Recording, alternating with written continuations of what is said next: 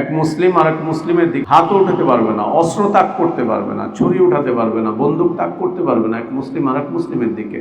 একদম না, নিষিদ্ধ, একদম নিষিদ্ধ। বিসমিল্লাহির রহমানির রহিম। আলহামদুলিল্লাহি রাব্বিল আলামিন, আর রহমানির রহিম, মালিকি ইয়াউমিদ্দিন, ওয়া বিহি নাস্তাঈন। وأشهد أن لا إله إلا الله وحده لا شريك له، له الملك وله الحمد يحيي ويميت وهو على كل شيء قدير، إله الأولين والآخرين. وأشهد أن محمدًا عبده ورسوله وصفيه وخليله، صلى الله عليه وعلى آله وأصحابه وبارك وسلم تسليما كثيرا إلى يوم الدين. اللهم انفعنا بما علمتنا وعلمنا ما ينفعنا وزدنا علما. اللهم إنا نعوذ بك من علم لا ينفع ومن قلب لا يخشع ومن نفس لا تشبع ومن دعوة لا يستجاب لها. اللهم آت نفوسنا تقواها وزكها أنت خير من زكاها، أنت ولينا ومولاها. يا حي يا قيوم برحمتك نستغيث، أصلح لنا شأننا كله ولا تكلنا إلى أنفسنا طرفة عين. سبحانك لا علم لنا إلا ما علمتنا إنك أنت العليم الحكيم. আলহামদুলিল্লাহ, আল্লাহ তাবারক ওয়া তাআলার অনেক প্রশংসা, অনেক শুকরিয়া, যিনি আমাদের হিদায়াতের জন্য কোরআনুল কারীম নাজিল করেছেন। কোরআনুল কারীমকে যিনি সকল প্রকার বক্রতা মুক্ত রেখেছেন, কোরআনুল কারীমে যিনি সকল প্রকার বাতিলের অনুপ্রবেশের দ্বারকে রুদ্ধ করে দিয়েছেন, সে আল্লাহরই প্রশংসা, যিনি কোরআন পড়া, কোরআন বোঝা এবং কোরআন অনুযায়ী জীবন যাপন করাকে সহজ সাবলীল করেছেন। আলহামদুলিল্লাহ। সালাতু সালাম আমাদের প্রিয় নবী মুহাম্মদুর রাসূলুল্লাহ সাল্লাল্লাহু আলাইহি ওয়া আলিহি ওয়াসাল্লামের প্রতি। আল্লাহ সুবহানাহু ওয়া তাআলা যার কাছে কোরআনুল কারীম নাজিল করেছিলেন, যিনি কোরআন পড়তেন, পড়াতেন, বুঝতেন, বুঝাতেন, যিনি কোরআন অনুযায়ী জীবন যাপন করতেন, মানুষকে উদ্বুদ্ধ করেছেন, যার চরিত্র ছিল কোরআনুল কারীমের হুবহু বাস্তব রূপ, সেই রসূলের প্রতি সালাতু সালাম। আল্লাহুম্মা সাল্লি আলা মুহাম্মদ ওয়া আলা আলি মুহাম্মদ কামা সাল্লাইতা আলা ইব্রাহিম ওয়া আলা আলি ইব্রাহিম ইন্নাকা হামিদুম মাজিদ। আল্লাহুম্মা বারিক আলা মুহাম্মদ ওয়া আলা আলি মুহাম্মদ কামা বারাকতা আলা ইব্রাহিম ওয়া আলা আলি ইব্রাহিম ইন্নাকা হামিদুম মাজিদ। আলহামদুলিল্লাহ, আমরা ইয়াউমুল খামিস বা বৃহস্পতিবারের মাগরিবের পরের এই মুবারক সময়ে কোরআনুল কারীমের সূরাতুন নিসা থেকে ধারাবাহিকভাবে অধ্যয়ন করছিলাম। সে ধারাবাহিকতায় আমরা এ পর্যন্ত 93 নম্বর আয়াত পর্যন্ত পড়ে এসেছি। আজকে 94 নম্বর আয়াত আমরা তিলাওয়াত করেছি।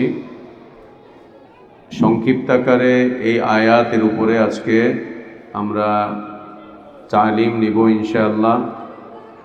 আল্লাহ আমাদেরকে তাই বলা এবং শোনার তৌফিক দান করেন, যা বলা এবং শোনাটা আমাদের হিদায়াতের জন্য ফলপ্রসূ হয়। ওই সমস্ত কথা বলা এবং শোনা থেকে আল্লাহ আমাদেরকে দূরে রাখেন, যা বলা এবং শোনাটা আমাদের হিদায়াতের জন্য ক্ষতিকর। আল্লাহ তা থেকে আমাদেরকে হেফাজত করেন, আমিন। যথারীতি আলোচনা চলছিল মুমিন ব্যক্তিকে ইচ্ছাকৃতভাবে হত্যা করা নিয়ে। আল্লাহ বলছেন, ওমাই ইয়াকতুল মুমিনান মুতাআম্মিদান ফাজাযাউহু জাহান্নামু খালিদান ফিহা ওয়াগাদিবাল্লাহু আলাইহি ওয়া লা'নাহু ওয়া আ'আদ্দা লাহু আযাবান আযীমা। যে ব্যক্তি কোনো মুমিনকে, মুসলিমকে হত্যা করবে ইচ্ছা করে, আয়াতে যদিও বা মুমিন শব্দ আছে, কিন্তু এই শব্দ দ্বারা মুমিন এবং মুসলিম উভয় উদ্দেশ্য। কারণ যে ব্যক্তি মুমিন সে অবশ্যই মুসলিম, কিন্তু যে ব্যক্তি শুধুমাত্র মুসলিম সে মুমিন নাও হতে পারে, ইমানের সিফাতগুলো তার মধ্যে নাও আসতে পারে। যেমনটা আল্লাহ বলেছেন, ইয়ামুন্নুনা আলাইকা আন আসলামু কুল লা তামুন্নু আলাইয়া ইসলামাকুম বালিল্লাহু ইয়ামুন্নু আলাইকুম আন হাদাকুম লিল ঈমান ইন কুনতুম সাদিকিন। ইসলামের বিষয় যে এক শ্রেণীর বদু বা আরাব তারা ইসলাম কবুল করে, তারা বলেছিল যে আমরা ইসলাম কবুল করেছি, নিজেদের ইসলাম জাহির করেছিল। আল্লাহ তাবারক ওয়া তাআলা নবী সাল্লাল্লাহু আলাইহি ওয়াসাল্লামকে বলছেন যে তাদেরকে বলে দাও যে তোমরা ইসলাম কবুল করে আল্লাহর উপরে কোনো অনুগ্রহ করনি, বরং আল্লাহ তোমাদের উপরে অনুগ্রহ করেছেন। তো দ্বিতীয় আরেক শ্রেণীর আরাব বা বেদুইন তারা বলছিল ক্বালাতিল আ'রাবু আমান্না। এক শ্রেণীর আরব বেদুইন যারা ইসলাম কবুল করেছিলেন, মুসলিম হয়েছিলেন, সাহাবী রাদিয়াল্লাহু আনহুম, তারা ইসলাম কবুল করে বলছিলেন আমান্না, আমরা মুমিন, ঈমান এনেছি। আল্লাহ বলছেন কুল লাম তুমিনু ওয়ালাকিন কুলু আসলামনা। নবী তুমি তাদেরকে বলো যে তোমরা এখনো মুমিন হতে পারোনি, তোমরা এখনো ঈমানের দাবিতে পরিপূর্ণ হতে পারোনি, ঈমানের পুরো দাবি পালন করতে পারোনি, পুরো করতে পারোনি। ওয়ালাকিন কুলু আসলামনা, বরং তোমরা বলো যে তোমরা মুসলিম হয়েছ, ইসলাম কবুল করেছ। তো যে ব্যক্তি মুমিন সে অবশ্যই মুসলিম, কিন্তু প্রত্যেক মুসলিম মুমিন ঈমানের ওই দরজায় নাও যেতে পারে। ঈমান অনেক উঁচু তার বিষয়বস্তু। আল্লাহ তাবারক ওয়া তাআলা বলছেন, আমি ইয়াকতুল মুমিনান মুতাআম্মিদান, যে ব্যক্তি কোনো মুমিন ব্যক্তিকে, মুসলিমকে ইচ্ছা করে হত্যা করবে, সেই ইচ্ছা করে হত্যাটা দুনিয়াবি স্বার্থের জন্য হতে পারে, অথবা খেলতামাশার ছলেও হয়ে যেতে পারে। দুনিয়াবি স্বার্থের জন্য হয়ে যেতে পারে, এক মুসলিম আর এক মুসলিমকে হত্যা করে দিয়েছে, নেতৃত্বের জন্য, কর্তৃত্বের জন্য, ক্ষমতার জন্য হত্যা করে দিতে পারে, অথবা অর্থবিত্ত এগুলো দখল করার জন্য খুন করে ফেলতে পারে, অথবা কোনো ভুল সিদ্ধান্তের মাধ্যম দিয়ে খুন করে ফেলতে পারে, অথবা কারো ভুয়া একটা পথ প্রদর্শন হতে পারে, মিসগাইড বলে যাকে, যে ভুল পথে পরিচালিত করেছে কেউ, কোনো আলিম, এমন কোনো আলিম যে নিজে বিভ্রান্ত, মানুষকে ভুল পথে পরিচালিত করে মুসলিমদেরকে হত্যা করতে বলছে, মুসলিমদেরকে হত্যা করতে বলছে। মধ্যপ্রাচ্যে, পুরো মধ্যপ্রাচ্য জুড়ে জিহাদের নামে অনেক মুসলিমকে মুসলিমরা হত্যা করছে, জিহাদের নাম দিয়ে, কিতালের নাম দিয়ে মুসলিমকে মুসলিমরা হত্যা করছে। যাদেরকে হত্যা করছে তারা আলহামদুলিল্লাহ সালাত আদায়কারী, মসজিদ ভিত্তিক জীবন যাপনকারী, ইসলাম পালনকারী, মতের অমিল হওয়ার কারণে, ভিন্ন মতাবলম্বী হওয়ার কারণে, তাদের কথা মেনে নেওয়ার কারণে তাদেরকে হত্যা করছে। আল্লাহ তাবারক ওয়া তাআলা বলছেন, ওয়া ইয়াকতুল মুমিনান মুতাআম্মিদান ফাজাযাউহু জাহান্নাম, যে ব্যক্তি কোনো মুমিন ব্যক্তিকে ইচ্ছা করে হত্যা করবে। নবী সাল্লাল্লাহু আলাইহি ওয়াসাল্লাম বলছেন, মুসলিমকে গালিগালাজ করা এটা ফাসিকি। মুসলিমকে অশ্রাব্য ভাষায় কথা বলা, অশ্লীল ভাষায় কথা বলা, কোনো মুসলিম ব্যক্তিকে অশ্রাব্য ভাষায় কথা বলা, বাজে উপাধি দেওয়া, অশ্লীল কথা বলা, গালমন্দ করা, এটা পাপ, এটা গুনাহ, এটা ফাসিকি। ওয়াকিতালুহু কুফরুন, এবং তাদেরকে হত্যা করাটা কুফরি, তাদেরকে হত্যা করাটা কুফরি। এক মুসলিম আর এক মুসলিমের দিকে অস্ত্রও তাক করতে পারবে না, হাতও উঠাতে পারবে না মারার জন্য, হাতও উঠাতে পারবে না, অস্ত্র তাক করতে পারবে না, ছুরি উঠাতে পারবে না, বন্দুক তাক করতে পারবে না এক মুসলিম আর এক মুসলিমের দিকে, একদম না, নিষিদ্ধ। বন্দুক তাক করা, অস্ত্র তাক করা একদম নিষিদ্ধ। অন্যদিকে আল্লাহ নবী সাল্লাল্লাহু আলাইহি ওয়া আলিহি ওয়াসাল্লাম বলছেন, আল কাতিল ওয়াল মাকতুল কিলাহুমা ফিন্নারি। কাতিল এবং মাকতুল, যে হত্যাকারী এবং যে নিহত হয়েছে, এরা উভয় জাহান্নামে যাবে যদি উভয় লড়াইয়ের উদ্দেশ্যে ময়দানে নেমে আসে। দুজন মুসলিম একজন আরেকজনকে হত্যা করার উদ্দেশ্যে রাস্তায় নেমে চলে এসেছে, দুজনের হাতেই অস্ত্র, দুজনই দুজনকে মারার জন্য প্রস্তুতি নিয়েছে, দুজনই দুজনকে ধাওয়া দিচ্ছে, দুজনই দুজনকে হত্যা করার জন্য অস্ত্র উঠিয়েছে। এখন দুইজন তো আর দুইজনকে হত্যা করতে পারেনি, একজন হত্যাকারী আর একজন নিহত হয়েছে। নবী সাল্লাল্লাহু আলাইহি ওয়াসাল্লাম বলছেন এই দুইজনই জাহান্নামে যাবে। দুই মুসলিম লড়াই করতে নেমেছে, একজন আরেকজনকে হত্যা করে দিয়েছে, কিন্তু দুইজনেরই উদ্দেশ্য ছিল লড়াই করা এবং দুইজনের উদ্দেশ্য ছিল দুজনকে হত্যা করা। নবী সাল্লাল্লাহু আলাইহি ওয়াসাল্লাম বলছেন এই হত্যাকারী ব্যক্তি এবং এই নিহত ব্যক্তি উভয় জাহান্নামে যাবে। সাহাবী জিজ্ঞেস করলেন, ইয়া রাসূলুল্লাহ, আল কাতিল, যে হত্যাকারী, সে জাহান্নামে যাবে বুঝতে পারলাম, কারণ সে জালেম, আর যে নিহত হয়েছে সে তো মজলুম, সে কেন জাহান্নামে যাবে? নবী সাল্লাল্লাহু আলাইহি ওয়াসাল্লাম বলছেন যে উভয়েরই উদ্দেশ্য ছিল উভয়কে হত্যা করার, উভয়কে মারার জন্য রাস্তায় নেমে এসেছে। এই জন্য উভয়ই জালেম, উভয়ই হত্যাকারী, উভয়ই জাহান্নামে যাবে। মুসলিমের রক্ত আল্লাহর কাছে অনেক মূল্যবান, অনেক মূল্যবান। বিদায় হজের যে নবী সাল্লাল্লাহু আলাইহি ওয়াসাল্লামের খুতবা, পৃথিবীর ইতিহাসে আজও পর্যন্ত মানবতার সপক্ষে এত উচ্চাঙ্গের খুতবা, এত উচ্চাঙ্গের বক্তব্য আজও কেউ করতে পারেনি। সেখানে আল্লাহ নবী সাল্লাল্লাহু আলাইহি ওয়াসাল্লাম চমৎকার করে বলে দিয়েছেন, একজন মুসলিমের রক্ত আল্লাহর কাছে অনেক মূল্যবান। এবং সাহাবীদেরকে বললেন যে অন্যের রক্ত, অন্যের সম্পদ, অন্যের জান, অন্যের মাল তোমাদের জন্য আজকে থেকে হারাম করে দেওয়া হলো। হারামুন আলাইকুম, একদম হারাম করে দেওয়া হলো। অন্যের জান, অন্যের মাল তোমাদের জন্য একদম নিষিদ্ধ করে দেওয়া হলো, হারাম করে দেওয়া হলো, হারাম করে দেওয়া হলো তোমাদের জন্য। কেউ যদি ইচ্ছা করে কোনো মুসলিমকে হত্যা করে, ফাজাযাউহু জাহান্নামু খালিদান ফিহা, ফাজাযাউ জাহান্নামু খালিদান ফিহা। কিয়ামতের দিন একজন আরেকজনকে, কিয়ামতের দিন এরা নিজেদেরকে ছাড়াতে পারবে না, এরা নিজেদেরকে ছাড়াতে পারবে না, বরং এরা উভয় আটকে যাবে। যারা উভয় লড়াইয়ের ময়দানে চলে এসেছে অনর্থক, এরা উভয় আটকে যাবে। আর অন্য বর্ণনা হচ্ছে কিয়ামতের দিন মাকতুল ব্যক্তি কাতিলকে ধরে, তার মাথা ধরে আল্লাহর সামনে নিয়ে আসবে। কিয়ামতের দিন মাকতুল, মজলুম, কাতিলকে, জালেমকে তার মাথা ধরে আল্লাহর সামনে নিয়ে আসবে, নিয়ে এসে বলবে, আল্লাহ, একে জিজ্ঞেস করেন কেন আমাকে হত্যা করেছিল, ও আমাকে কেন হত্যা করেছিল। তার মানে মাকতুল ব্যক্তি সে জানেও না কেন সে নিহত হচ্ছে, সে জানেও না। দুনিয়াতে অধিকাংশ খুন খারাপি মানুষ জানেও না, জানেও না। এই যে আজকে ফিলিস্তিনে নিরীহ জনগণকে মারা হচ্ছে, এ জানেও না এদেরকে কেন মারছে। এভাবে ধরে নিয়ে আসবে, নিয়ে এসে বলবে, আল্লাহকে জিজ্ঞেস করেন কেন আমাকে হত্যা করেছিল। অগাদিবাল্লাহু আলাইহি ওয়া লা'নাহু, আল্লাহ এদের উপরে খুব ক্রোধান্বিত, রাগান্বিত। ওয়া লা'নাহু, এদের উপরে আল্লাহর অভিশাপ।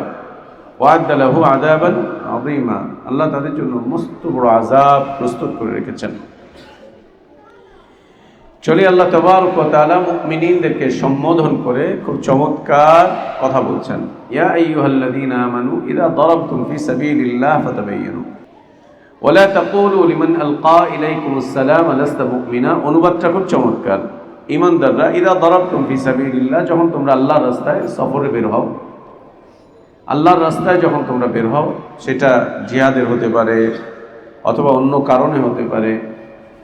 ফাতাবায়ানু, তোমরা খোঁজ খবর নাও খুব ভালো করে। কোথাও অভিযানে যাচ্ছ, যাদের বিরুদ্ধে অভিযান পরিচালনা করবে সেই এলাকা সম্পর্কে, সেই এলাকার মানুষগুলো সম্পর্কে, সেই এলাকায় কোনো মুসলিম আছে কি না, তাদের অবস্থা সম্পর্কে খুব ভালো করে খোঁজ খবর না ফাতাবাইয়ান। যে এলাকায় সফরে যাচ্ছ, তুমি আল্লাহর রাস্তায় যে এলাকায় যাচ্ছ, সেই এলাকার ব্যাপারে, সেই এলাকার মানুষগুলোর ব্যাপারে, তাদের আমল আখলাকের ব্যাপারে, সেখানকার জনগণদের দিন ইমান এর বিষয়ে খুব চমৎকার করে খোঁজ খবর রাখো, খোঁজ খবর নাও ফাতাবাইয়ানু। তাদের ব্যাপারে খুব খোঁজ খবর নাও। খোঁজ খবর না নিয়ে কোনো এলাকায় চলে গেলে পরে যেটা ঝামেলা হবে, যে সেই এলাকায় গেলে সেখানকার মানুষদের সাথে অনর্থক কিছু ঝামেলায় জড়িয়ে যেতে হতে পারে, এবং সেই ঝামেলাটা অনেক সময় মুসলিম ভাইদের সাথেও লেগে যেতে পারে, মুসলিম ভাইদের সাথে। আর সেই ঝামেলা যেতে যেতে একটা পর্যায়ে কতল কিতালের দিকে, মারামারি, হানাহানি, দাঙ্গা হাঙ্গামা, কাটাকাটির দিকেও চলে যেতে পারে, চলে যেতে পারে। অতএব খোঁজ খবর রাখো, খোঁজ খবর নাও, খোঁজ খবর নিয়ে তারপরে আল্লাহর রাস্তায় সফর করো। যে এলাকায় যাবে সেই এলাকার ব্যাপারে খোঁজ খবর নাও, নিয়ে তারপরে তুমি সেই এলাকায় সফর করো, তারপরে যাও আল্লাহর রাস্তায় জিহাদ করতে। আগে খবর নাও সেখানকার অধিবাসীরা মুসলিম কিনা, সালাত আদায় করে কিনা, সেই এলাকায় আজান হয় কিনা। আল্লাহ নবী সাল্লাল্লাহু আলাইহি ওয়াসাল্লাম সাহাবীদেরকে যখন কোথাও পাঠাতেন অভিযানে, বলে দিতেন যদি কোনো এলাকায় আজান হয় তাহলে সেই এলাকায় হামলা করা যাবে না, নিষিদ্ধ। যদি কোনো এলাকায় আজান হয় সেই এলাকায় হামলা করা যাবে না, নিষিদ্ধ। মুজাহিদরা সেই এলাকায় হামলা করতে পারবে না, হামলা করা একদম নিষিদ্ধ, হামলা করা যাবে না যদি শুধু আজান হয়। আর যদি ওই এলাকার লোকজন সালাত আদায়কারী হয়, যদি ওই এলাকার লোকজন আত্মস্বীকৃত মুসলিম হয়, স্বীকার করে যে আমি মুসলিম, এসে যদি বলে আশহাদু আল্লা ইলাহা ইল্লাল্লাহ ওয়া আশহাদু আন্না মুহাম্মাদার রাসূলুল্লাহ, এই যদি স্বীকৃতি প্রদান করে, আত্মস্বীকৃত মুসলিম, সালাত আদায় করছে, ইসলামের বিধিবিধানের ব্যাপারে তাদের কোনো দ্বিমত নেই, ফাসিকি করতে পারে, অপরাধ করে ফেলতে পারে, কিন্তু স্বঘোষিত মুসলিম, আত্মস্বীকৃত মুসলিম, নিজেদেরকে কাফের হিসেবে স্বীকৃতি দেয় না, এলাকায় আজান হয়, সালাত হয়। আল্লাহ নবী সাল্লাল্লাহু আলাইহি ওয়াসাল্লাম নিষেধ করে দিয়েছেন এমন এলাকায় হামলা করা যাবে না, এমন অঞ্চলে হামলা করা যাবে না, একদম না। এই নসিহত হিসাবে সাহাবা ইকরাম রাদিয়াল্লাহু আনহুম আজমাইন যখন কোথাও কোনো সফরে যেতেন, তখন তারা রাত পর্যন্ত অপেক্ষা করতেন, রাতের আধারে তারা হামলা করতেন না। কোনো নতুন এলাকায় গিয়ে, নতুন এলাকায় গিয়েছেন, ওই এলাকায় যুদ্ধ করবেন, রাতের বেলায় অন্ধকারে তারা হামলা করতেন না, অপেক্ষা করতেন ফজরের সালাতের, ফজরের সময়ের অপেক্ষা করতেন। যদি শুনতে পেতেন ফজরের সময় কেউ ওই এলাকায় আজান দিচ্ছে, আজানের আওয়াজ, তাহলে তারা হামলা করা ছেড়ে দিতেন। কেন? এই এলাকায় মুসলিম আছে। অগত্যা না জেনে কোনো মুসলিমের উপরে হামলা হয়ে যেতে পারে, কোনো মুসলিমের ক্ষতি হয়ে যেতে পারে। এই জন্য তারা হামলা করা বন্ধ করে দিতেন, হামলা করতেন না যে এলাকায় আজান হতো। ওয়ালা তাকুলু লিমান আলকা ইলাইকুমুস সালাম লাস্তা মুমিনান তাবতাগুনা আরাদাল হায়াতিদ দুনিয়া। ওয়ালা তাকুলু, তোমরা বলতে চেও না, লিমান আলকা ইলাইকুমুস সালাম, যে ব্যক্তি এসে তোমার কাছে সালাম দিচ্ছে, যার সাথে সাক্ষাৎ হয়েছে, সে এসে তোমাকে বলছে আসসালামু আলাইকুম ওয়া রাহমাতুল্লাহ, যে তোমাকে সালাম দিয়েছে তুমি তাকে বলতে চেও না লাস্তা মুমিনান, তুমি মুমিন নয়, তুমি মুসলিম নয়। এসে তোমাকে একজন সালাম দিচ্ছে আসসালামু আলাইকুম ওয়া রাহমাতুল্লাহ, এখন তুমি গিয়েছো ওই এলাকায় কতল করতে, কিতাল করতে, অথবা জিহাদ করতে। যে এলাকায় জিহাদ করতে গিয়েছো সেই এলাকার কোনো একজন লোক এসে তোমাকে বলছে ইসলামী সম্ভাষণ আসসালামু আলাইকুম ওয়া রাহমাতুল্লাহ, তুমি জবাবে তাকে বলতে চেও না কি ব্যাপার, আমার বাহিনী থেকে ভয় পাইছো তাই সালাম দিচ্ছ, ব্যাপারটা কি, মনে করছো আমরা যুদ্ধে আসছি, তুমি সালাম দিছো, সালাম দিলে তোমাকে ছেড়ে দিব? ওয়ালা তাকুলু, বলতে চেও না, খবরদার না। কেউ সালাম দিয়েছে, তুমি তাকে তার ইসলামকে অস্বীকার করে দিও না। দেখো ইসলামের মর্যাদা আল্লাহ কোথায় রেখেছেন। আজান হচ্ছে, হামলা বন্ধ, আত্মস্বীকৃত মুসলিম, হামলা বন্ধ। কেউ একজন এসে তোমাকে বলছে আসসালামু আলাইকুম ওয়া রাহমাতুল্লাহ, তুমি যে তাকে না করে দিবে যে না তুমি মুমিন নয়, তুমি মুসলিম নয়, আল্লাহ নিষেধ করে দিচ্ছেন ওলা তাকুলু। তার ইসলামকে, যে ব্যক্তি তোমাকে সালাম দিচ্ছে, তুমি তার ইসলামকে নাকচ করো না, তার ইসলামকে তুমি বাতিল আখ্যায়িত করো না, তার ইসলামকে তুমি বাদ দিয়ে দিও না। শুধু সালাম দিয়েছে, তুমি বাদ দিয়ে দিও না। কেন? পৃথিবীর অধিকাংশ বিধর্মী বা কাফেররা আসসালামু আলাইকুম রহমতুল্লাহ এটি ব্যবহার করে না। হিন্দু হলে কি বলে? একটা শব্দ আছে, হ্যাঁ একটা শব্দ আছে। হিন্দুরা আমাদেরকে আসসালামু আলাইকুম বলে না, কিন্তু মুসলমানরা হিন্দুকে দাদা আদাব, বাহ দাদা আদাব। ইন্ডিয়া গেলে খুব শোনা যায়, আর ইন্ডিয়াও যাওয়া লাগে না, আমাদের দেশেই দেখা যায়। হিন্দু এলাকায়, হিন্দু বাজারে ঘাটে, হিন্দুদের দোকানে গিয়ে মুসলিমরা দাঁড়িয়েওয়ালা মুসলিম, দাদা আদাব, দাদা আদাব, দাদা খুবই ঠিক আদাব দাদা। ও তোমাকে সালাম দেয় না, ও তখন বলছে আদাব আদাব আদাব আদাব, খুবই সুবহানাল্লাহ। এটা কি? এবং কাফের মুশরিকদেরকে দেখবা না তেমন একটা সচরাচর, যদি স্বার্থান্বেষী হয় তাহলে হবে, আর যদি মৃত্যুর ভয় হয় তাহলে হতে পারে। আর কোন খাঁটি মুসলিম, বিশুদ্ধ মুসলিম, সে কোনদিন ইসলামকে বাদ দিয়ে এই আদাব মাদাব এগুলো কিছু বলবে না, হাবি যাবে এগুলো কিছুই বলবে না। Well well well well well, হ্যাঁ ওয়েলকাম, ওয়েল ওয়েল বলেন, ওয়েল হ্যাঁ বলবে না। কি ওয়েল ওয়েল বেটা, আসসালামু আলাইকুম বল, ওয়েল ওয়েল। আর কি কংগ্রেচুলেশন, কি কংগ্রেচুলেশন বেটা, সালাম বল। আবার কি নতুন এসছে, স্বাগতম স্বাগতম। কি আবার স্বাগতম? কি স্বাগতম? কি জিনিস? সালাম বলতে পারেন? কোন কোয়ালিটির মুসলিমেরা সালাম দিতে পারেন? ওয়ালা তাকুলু লিমান আলকা ইলাইকুম আসসালাম আলাস্তা মুমিনান। কোন মুসলিম তোমাকে সালাম দিয়েছে, সে সালাম দিয়ে তার ইসলামের বহিঃপ্রকাশ ঘটিয়েছে যে আমি একজন মুসলিম, না হলে আমি এই সালামটা তোমাকে দিতাম না। সে বহিঃপ্রকাশ ঘটিয়েছে, তাকে তুমি নাকচ করে দিয়ে বলতে যেও না লাস্তা মুমিনান মুসলিমান, যে তুমি মুসলিম নও। তার ইসলামকে তুমি নাকচ করে দিচ্ছ। কেন? তাবতাগুন আরাদাল হায়াতিদ দুনিয়া, তুমি দুনিয়া কামাই করতে চাও, দুনিয়ার টাকা পয়সা চাও। ফাইন্দাল্লাহি মাগানিমু কাসীরা, আল্লাহর কাছে অনেক গনিমতের সম্পদ আছে, এরকম সম্পদ আল্লাহর কাছে অনেক আছে।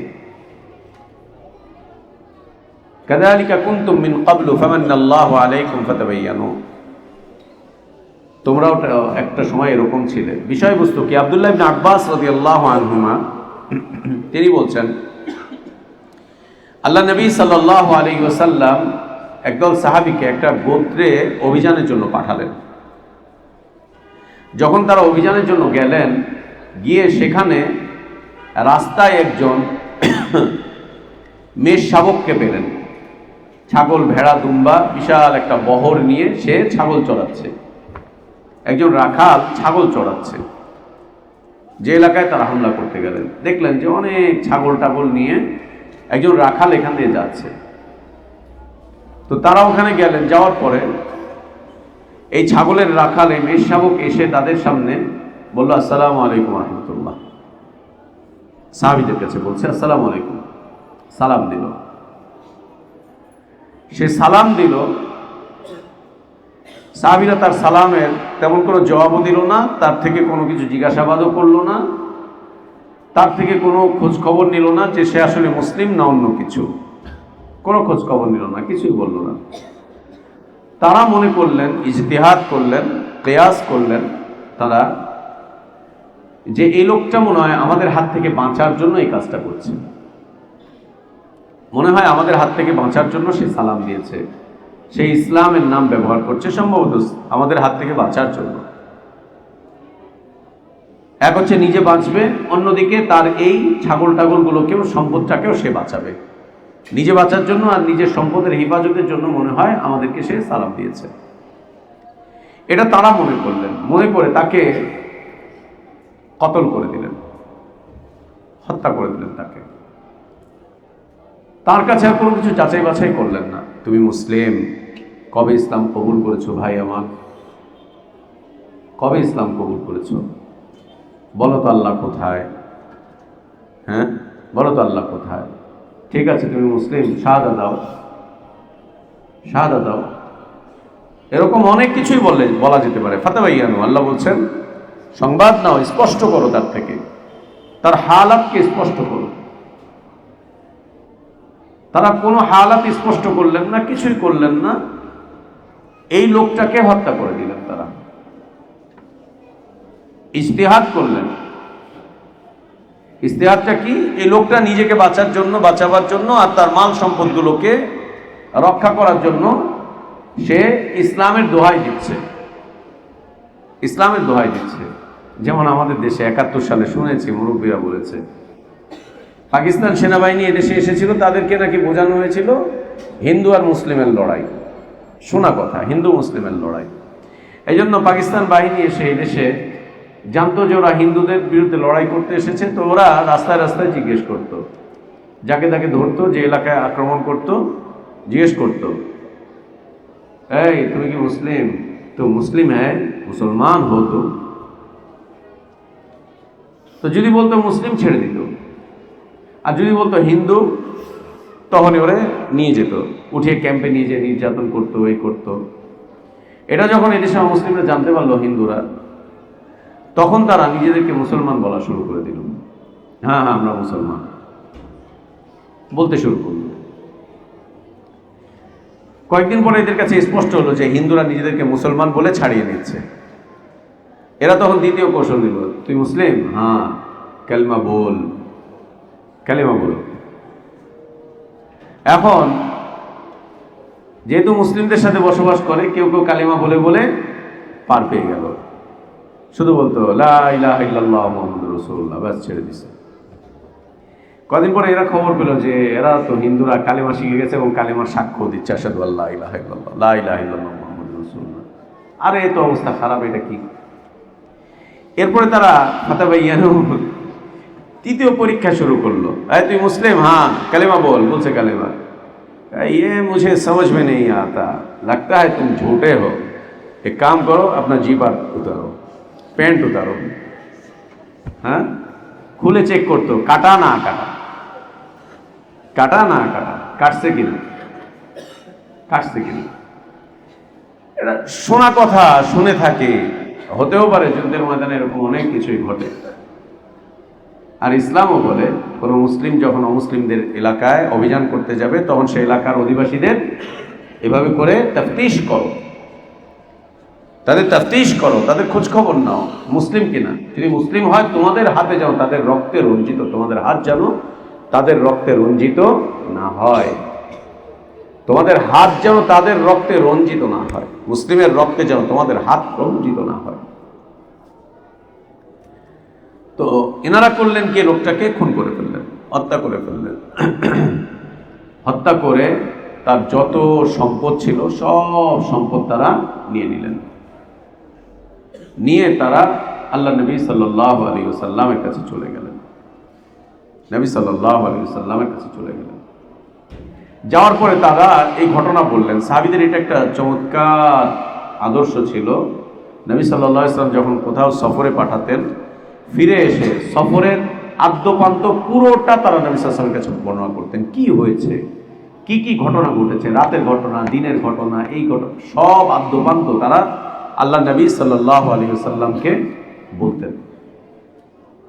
এই সুন্নাতটা আমরা জিন্দা করার চেষ্টা করেছিলাম মাদ্রাসায়, চেষ্টা করেছিলাম এই সুন্নাতটুকু জিন্দা করতে। বেশ কিছুদিন চলেও ছিল।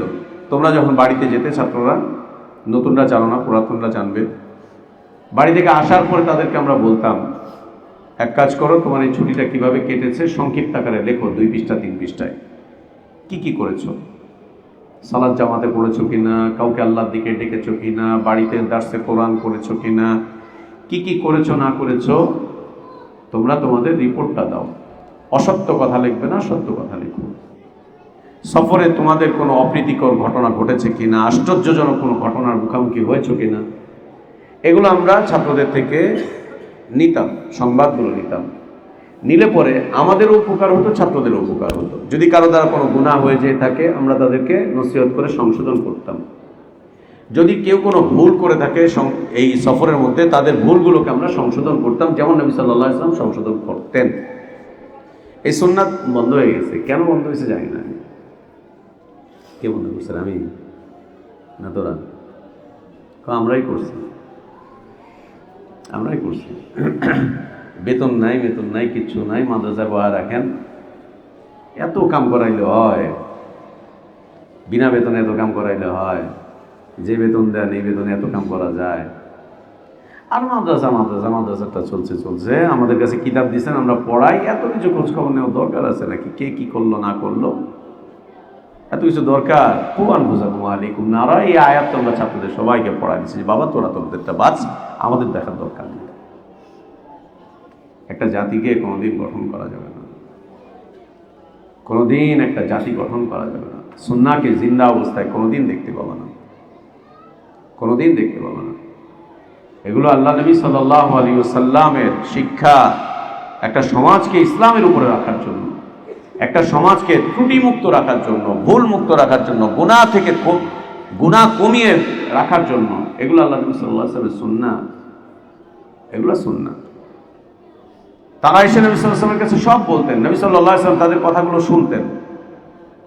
অতঃপর আল্লাহ নবী সাল্লাল্লাহু আলাইহি ওয়াসাল্লাম কখনো কখনো তাদের এই কথাবার্তার উপরে সংক্ষিপ্ত খুতবা প্রদান করতেন, তাদেরকে সংশোধন করতেন, ভুল হয়ে গেলে সংশোধন করতেন।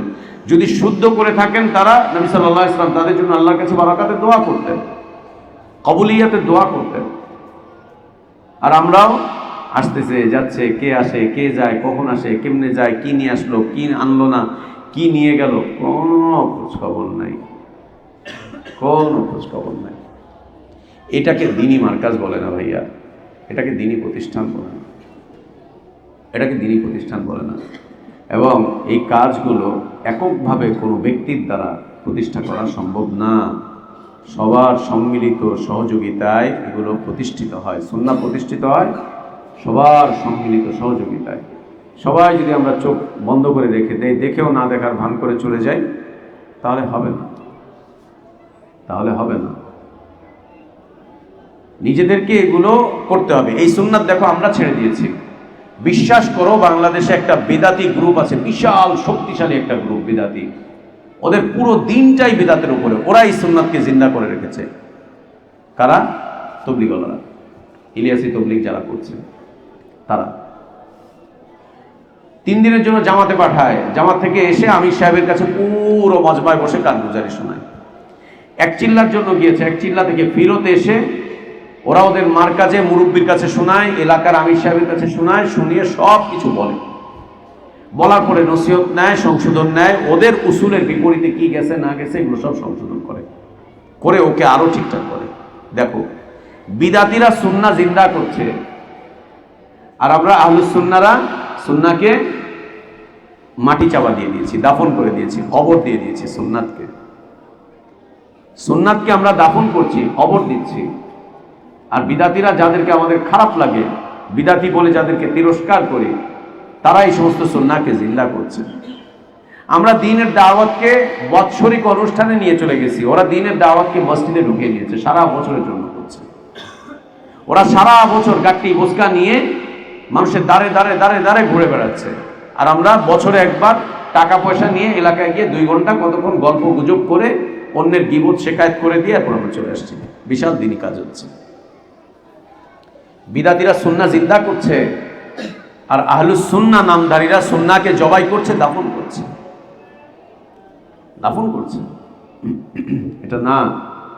এটা খুব জরুরি। আল্লাহ যেন এই সুন্নাহ আবারও জিন্দা করার তৌফিক দান করেন, আবারও যেন আল্লাহ তাবারক ওয়া তাআলা ফিরিয়ে আনার তৌফিক দান করেন। মনে করতে যাও না তার মানে বন্ধের ঘোষণা আসতেছে, এটা মনে করার সুযোগ নেই। ইলা আখির রমাদান ইনশাআল্লাহ। তুই ইনশাআল্লাহ না কইলেও লাভ নাই, না কইলেও লাভ নাই। না, তুই এইবাই থাকবি, ওই তো না।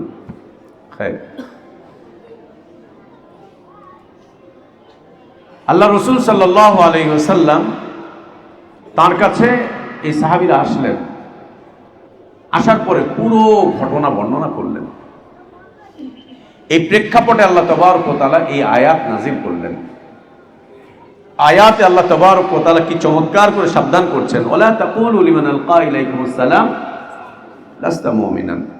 মুসলিম না মনে করে সাহাবীরা তাকে হত্যা করে দিলেন এবং তার মালগুলোকে তারা নিয়ে নিলেন, দখল করে নিলেন। আল্লাহ বলছেন তাবতাগুনা আরাদাল হায়াতাদ দুনিয়া, দুনিয়ার সম্পদ চাচ্ছ, দুনিয়ার সম্পদ চাচ্ছ। সম্পদ তো আল্লাহর কাছে অনেক আছে এরকম। ফাইন্দাল্লাহি মাগানিমু কাসীরা, আল্লাহর কাছে তো এরকম সম্পদ অনেক আছে, অনেক আছে, অনেক আছে আল্লাহর কাছে এরকম সম্পদ। কাযালিকা কুনতুম মিন ক্বাবলু, আজকে তোমরা নিজেদেরকে এই অবস্থায় দেখতে পাচ্ছ, এটা তো আল্লাহর তোমাদের উপরে একটা বিশেষ নিয়ামত, বিশেষ দান। ফামান্নাল্লাহু আলাইকুম, তোমরা এর আগে এরকমই ছিলা, তোমরাও এর আগে এরকম ছিলা। মক্কাতে ইসলাম প্রকাশ করতে পারেনি, মক্কাতে ইসলাম প্রকাশ করতে পারেনি সাহাবীরা, নিজেদের ইসলামকে প্রকাশ করতে পারেনি, স্বীকৃতি দিতে পারেনি, বলতে পারেনি প্রকাশ্যে আমি মুসলিম। খুব কম 2-4 জন বলতে পেরেছে, বাকিরা বলতে পারেননি। আল্লাহ নবী সাল্লাল্লাহু আলাইহি ওয়াসাল্লাম হিজরত করে মদিনায় চলে এসেছেন, তারপরেও ওইখানে যে কয়েক দল মুসলিম ছিলেন, যে কিছু, তারাও নিজেদের ইসলামকে তারা প্রকাশ করতে পারত না, ভয়ে ভয়ে তারা প্রকাশ করতে পারত না। আল্লাহ বলছেন কাযালিকা কুনতুম মিন ক্বাবলু, তোমরাও তো এরকমই ছিলা কিছুদিন আগে, পৃথিবীতে অল্প কয়েকজন তোমরা। এই লোকটা একা এসেছে, তোমরাও কিছুদিন আগে এরকম একা ছিলা, তোমরাও এরকম একাই ছিলা। সেই ইসলামের স্বীকৃতি দিয়ে হিজরত করে চলে আসতে পারি, তোমাদেরও তো এক সময় এরকম অবস্থা ছিল। অতএব ফাতাবায়ানু, ফামান্নাল্লাহু আলাইকুম ফাতাবায়ানু, এটা আল্লাহ তাবারক ওয়া তাআলার অনেক বড় করুণা, অনেক বড় ইহসান তোমাদের উপরে। অতএব তোমরা যে কোনো জায়গায় যাও, যেখানেই যাও, সে এলাকার ব্যাপারে, সে এলাকার মুসলিমিনদের ব্যাপারে, তাদের হালাত সম্পর্কে খুব বেশি খোঁজ খবর নাও, অনেক খোঁজ খবর নাও, তাদের ব্যাপারে খোঁজ খবর নাও। দ্বিতীয় বিষয়বস্তু হচ্ছে, কেউ যদি শুধু ইসলামটুকু পরিচয় দেয় আমি মুসলিম, অথবা ইসলামের এই ধরনের কোনো বাক্য বিনিময় করে, আসসালামু আলাইকুম জাতীয় আরো কিছু বাক্য বিনিময় করে, তখন সে কোন তরিকার, কোন মাযহাবের, এগুলা দেখতে যাও না। সে কোন রাস্তা, তার আকীদা কি, কি বৃত্তান্ত, যতক্ষণ না তার কুফরি তার কোন আমলের মাধ্যম দিয়ে, তার বক্তব্যের মাধ্যম দিয়ে প্রকাশ পাচ্ছে। খুঁচিয়ে খুঁচিয়ে মানুষের আকীদা বের করা এটা উচিত না। খুঁচিয়ে খুঁচিয়ে খুঁচিয়ে খুঁচিয়ে কে কোন আকীদার এটা বের করা। ভাই আমি যে এলাকায় যাই, ওখানে গিয়ে ওই এলাকার ইমাম সাহেবের আকীদা আগে জানার চেষ্টা করি, খোঁচাইতে থাকি, ব্যাটার এমনি এমনি এমনি এমনি খোঁচাইতে খোঁচাইতে একটা পর্যায়ে পাওয়া যায় ব্যাটা তো আশারি আকীদার লোক, মাতুরিদি আকীদার লোক। আল্লাহ বান্দা, আশারি কি আর মাতুরিদি কি এই দেশের মানুষ জানেও না। ওকে বললে বলবে এটা কি মাথায় দেয় না এটা গিলে খায়। আশারি কি জিনিস, মাতুরিদি কি জিনিস, এই আকীদা কি জিনিস, এটা গিলে না মাথায় দেয়, কি এটা ও বোঝেও না। প্রথম কথা হচ্ছে কারো আকীদা, কারো অন্তরের ভিতরে কি আছে এটাকে খুঁচিয়ে খুঁচিয়ে খুঁচিয়ে খুঁচিয়ে বের করা নিষিদ্ধ।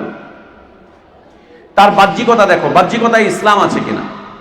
যদি বাহ্যিকতায় ইসলাম থাকে, তার জবানে, তার আমলে, আখলাকে যদি ইসলাম থাকে, তাহলে তার ইসলামকে নাকচ করতে যেও না, তার ইসলামকে একদম নাকচ করতে যেও না, একেবারেই নাকচ করতে যেও না। তার ইসলামকে গ্রহণ করো, গ্রহণ করো, ইসলামকে নাকচ করতে যেও না।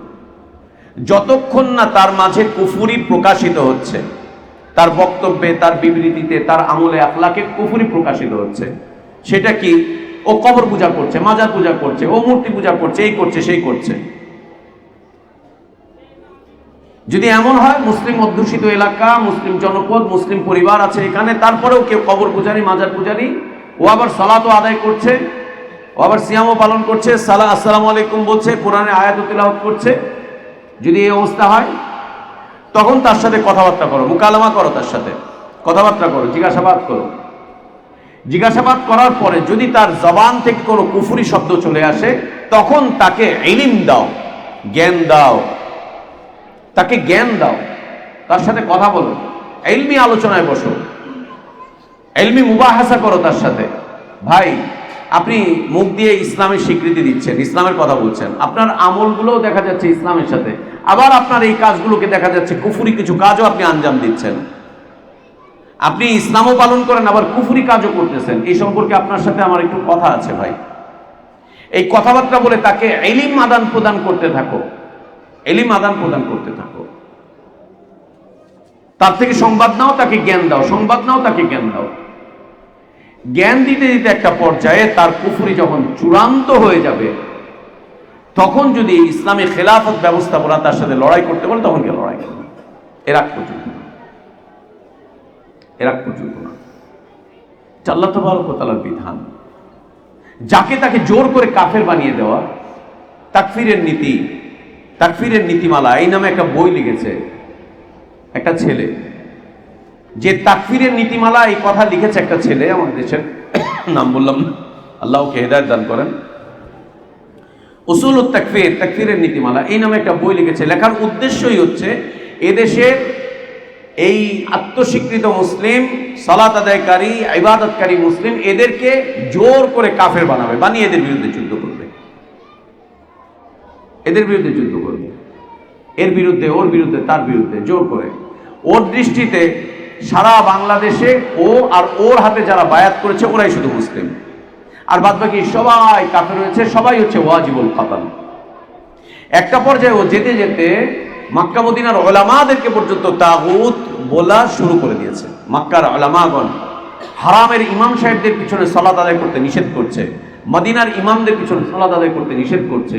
মদিনার এই চমৎকার চমৎকার বিশ্ব নন্দিত উলামাদেরকে সরাসরি তাগুত ফতোয়া দিয়ে বলছে, যদি কোনোদিন সম্ভব হয় তাহলে ওদের বিরুদ্ধে যুদ্ধ করা উচিত। ওদেরকে তাগুত বলছে। ইন্না লিল্লাহি ওয়া ইন্না ইলাইহি রাজিউন। এটা একটা মুসিবত, এটা একটা মুসিবত। ওদের দৃষ্টিতে সারা পৃথিবীতে ওরা মাত্র কয়েকজন মুসলিম, আর কেউ মুসলিম নেই। এমনকি বাইতুল্লাহর ইমামও মুসলিম না, মসজিদ নববীর ইমাম খতিব, ওখানকার আলেম ওলামারা, এরা কেউ মুসলিম না। আর দেশে অন্যরা তো অনেক দূরের কথা, অন্যরা তো অনেক দূরের কথা। সুবহানাল্লাহ, আল্লাহ ক্ষমা করেন আমাদেরকে। এগুলো মুসিবত। ফাতাবাইয়ানু, যতক্ষণ না কারো মাধ্যম দিয়ে কুফরি প্রকাশিত হচ্ছে কোনো মুসলিমের মাধ্যম দিয়ে, ততক্ষণ তাকে খুঁচিয়ে খুঁচিয়ে তাকে একটা ট্যাগ লাগিয়ে দেওয়া, এটা আশারি, এটা জামিয়া, এটা মুতাজিলা, ওইটা এই, ওইটা এই, ওইটা ওই, হ্যান ত্যান, এগুলো বলার কোনো সুযোগ নেই। সাধারণ মুসলিম হিসাবে তাদের সাথে মুআমালাত করতে থাকো, সালাত আদায় করতে থাকো, এই সেই করতে থাকো সাধারণ মুসলিম হিসাবে। যতক্ষণ তারা আজান দিচ্ছে, সালাত আদায় করছে, ইসলামী মুকালামাগুলো করছে, ইসলামী তাহজিব তামাদ্দুন ধরে রেখেছে, নিজেদের অবস্থান পরিষ্কার করছে, ততক্ষণ পর্যন্ত চলতে থাকো। যদি তার মাঝে কখনো কুফরি দেখো স্পষ্টভাবে, মুখেও স্বীকৃতি দিচ্ছে কুফরির, আমলও করছে কুফরিমূলক, তখন তার সাথে ইলমি মুবাহাসা করো। আর ইলমি মুবাহাসা করা এটা কাদের কাজ? তালেবে ইলম না উলামাদের? এটা উলামাদের। তালেবে ইলমরা যদি এটা করতে যায় তাহলে ফেল করবে, আমরা যদি করতে যাই আমরা ফেল করব। এটা আহলে ইলমদের কাজ, উলুল আলবাবদের কাজ, উলুল আবসারদের কাজ।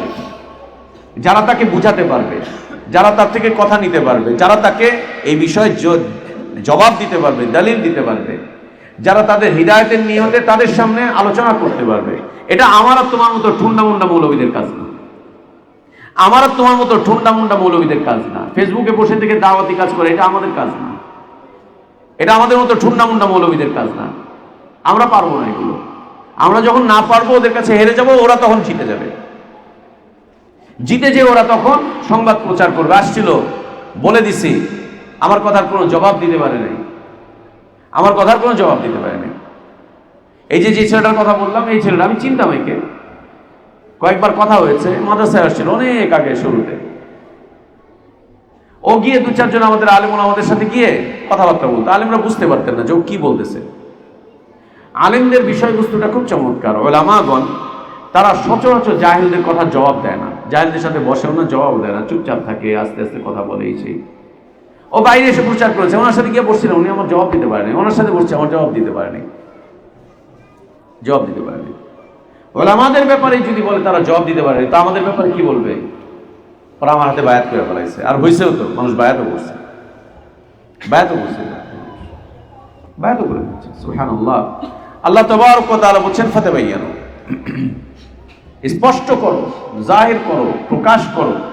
আর প্রকাশ করতে গিয়ে এই নীতিমালা রাখো, যতক্ষণ না সে নিজে প্রকাশ করছে ততক্ষণ তুমি তাকে এই মানদণ্ডে, এই বিচারের কাঠগড়ায় এনে দাঁড় করাতে চেও না। আর যদি তার মাধ্যম দিয়ে দু চারটা কুফরি প্রকাশ পেয়েও যায়, আত্মস্বীকৃত মুসলিম কিন্তু কিছু কুফরি প্রকাশ পাচ্ছে, তখন তার সাথে কি করো? ইলমি মুকালামাত করো, ইলমি মুবাহাসা করো।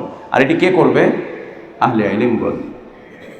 অগাধ জ্ঞান দিয়েছেন আল্লাহ সুবহানাহু ওয়া তাআলা যাদেরকে, তারা এই কাজটা করবে, এই মুকালামাতগুলো তারা করবে, তাদের মাধ্যম দিয়ে হবে। ফামান্নাল্লাহু আলাইকুম ফাতাবায়ানু ইন্নাল্লাহা কানা বিমা তা'মালুনা খাবীরা। নিশ্চয়ই আল্লাহ তাবারক ওয়া তাআলা আমাদের সকলের আমল সম্পর্কে তার কাছে সংবাদ রয়েছে, তিনি খাবীর, আমাদের সকল কর্মকাণ্ড। তো কোনো মুসলিমকে কাফের ফতোয়া দেওয়া, কোনো মুসলিমকে জোর করে কাফের বানানো, যিনি ইসলামী স্বীকৃতি দিচ্ছেন তাকে কুফরের দিকে আখ্যায়িত করা, এগুলো বৈধ নয়। এবং সর্বোপরি যে বিষয়টি আমাদের কাছে এই আয়াতের মাধ্যম দিয়ে স্পষ্ট হলো যে ইসলামী পরিভাষা ব্যবহারকারী, ইসলামী তাহজিব তামাদ্দুনগুলোকে মান্যকারী, ইসলামের মৌলিক বিষয়বস্তুগুলোকে আদায়কারী ব্যক্তিদেরকে কখনোই কাফের বলে আখ্যায়িত করা যাবে না। আর কাফের বলে যদি আখ্যায়িত করা না যায় তাহলে তাদেরকে, তাদের রক্ত, তাদের মাল সম্পদ, এগুলো কোনোটাই হালাল নয়। আর কাউকে তাকফির করা এটা সাধারণ মুসলিম জনগণের কাজ না, এটা আহলে ইলমদের কাজ, আহলে ইলমদের কাজ। আর তাদের উপরে হাদ লাগানো এটা আহলে ইলমদেরও কাজ না, এটা হচ্ছে হাদ লাগানো, এটা হচ্ছে আহলে ইলমদের কাজ। আর এটার বাস্তবায়ন হচ্ছে প্রশাসনের কাজ, প্রশাসন এটা বাস্তবায়ন করবে। প্রশাসন যদি বাস্তবায়ন না করে কেউ আইন নিজের হাতে তুলে নিতে পারবে না, একদম সুযোগ নেই। আল্লাহ তাবারক ওয়া তাআলা এই সুযোগটা আমাদের জন্য রাখেননি। আল্লাহর কাছে আমাদের দোয়া, আল্লাহ আমাদের ইলমে বারাকাত দান করেন, হায়াতে বারাকাত দান করেন, নেক আমলটুকু আল্লাহ কবুল করে নেন, ভুলগুলোকে আল্লাহ সংশোধন করে দেন, আমাদের গুনাহগুলোকে আল্লাহ মাফ করে দেন। আল্লাহুম্মা আমিন।